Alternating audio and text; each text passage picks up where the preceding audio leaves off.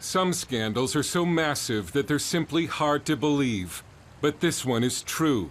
As many as 1 million white English children may have been the victims of Muslim rape gangs, better known as grooming gangs, in towns up and down Great Britain.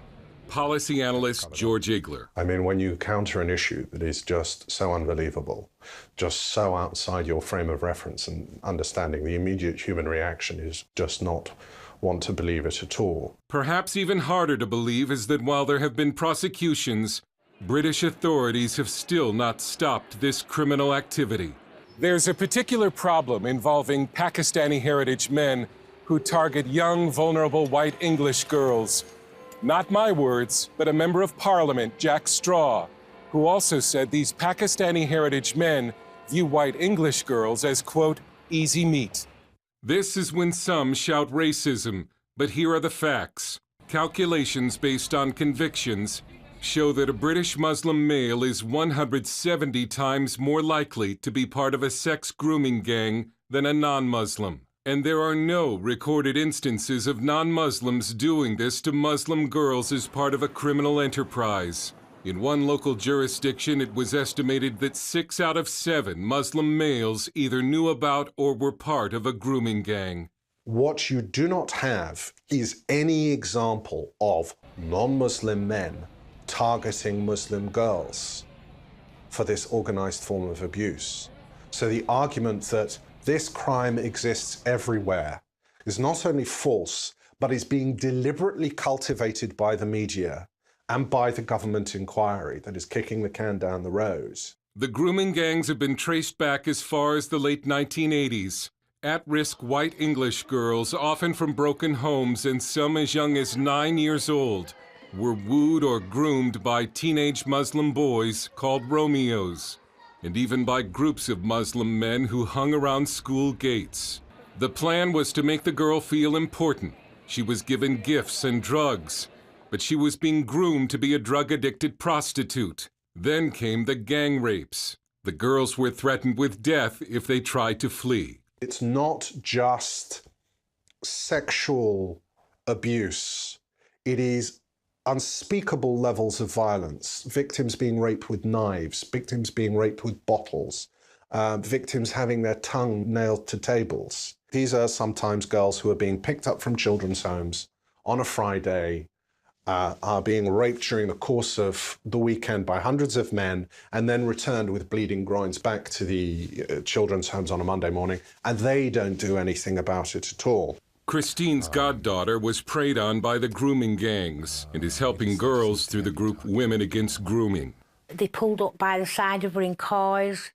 They tried to get her in the car. They were talking to her, come on, come with us, we'll take you here, we'll take you there. Were you saying that the authorities make it sound like it's the English girl's fault? Yeah, or the parents' fault. It's your fault because you haven't got control of your child. If you are a young English girl, particularly between the ages of 9 and 14, and you find yourself subject to the perversions of Muslim men, you effectively exist in a country where the forces of law and order don't exist at all. Stephen Lennon, also known as Tommy Robinson, former leader of the English Defence League, was just a young boy in the town of Luton when he learned a family member had been victimized by a grooming gang. My cousin was raped and she was found naked running from the Muslim community, aged 13. The police wouldn't help. All the police would say is she's a drug addict.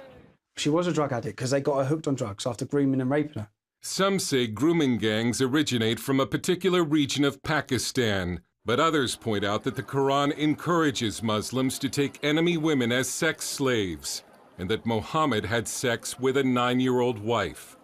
ISIS defends sexual slavery as Islamic, saying enslaving the families of the infidels and taking their women as concubines is a firmly established aspect of the Sharia, or Islamic law. The reason these crimes were covered up and continue to this day is political correctness. No one wanted to be called a racist.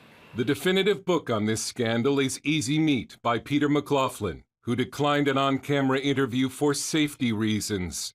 He told us journalists would not speak about it because the perpetrators were mostly dark-skinned and Muslim. Child care professionals used political correctness as an omerta, a code of silence concerning what the public was allowed to know. These girls are the victims of a multicultural revolution, and it's certainly an indication of the fact that this accusation of racism is potentially the most powerful political weapon known to man. This is also an example of what can happen in a country of 60 million where the press just refuse to report, where the cries of all these agencies fail to merely discuss what's going on, and it's only going to get worse for this reason. The cover-up was eventually exposed, yet the grooming gangs continue to operate. One victim told a British newspaper, "Nothing has changed, not in the slightest. It's still the same scale as before." They get sexual kicks out of ruining the most precious possession that those people have, their daughters. Stephen Lennon warned that there will be repercussions. But there will be a lot of blood spilled in this country, and it'll be on the hands of our leaders. And there'll come a time when they will realise what they've done. And the country's people will realise what they've done as well. They've sold us out, they've destroyed our nation, they've destroyed our culture. Dale Hurd, CBN News, London.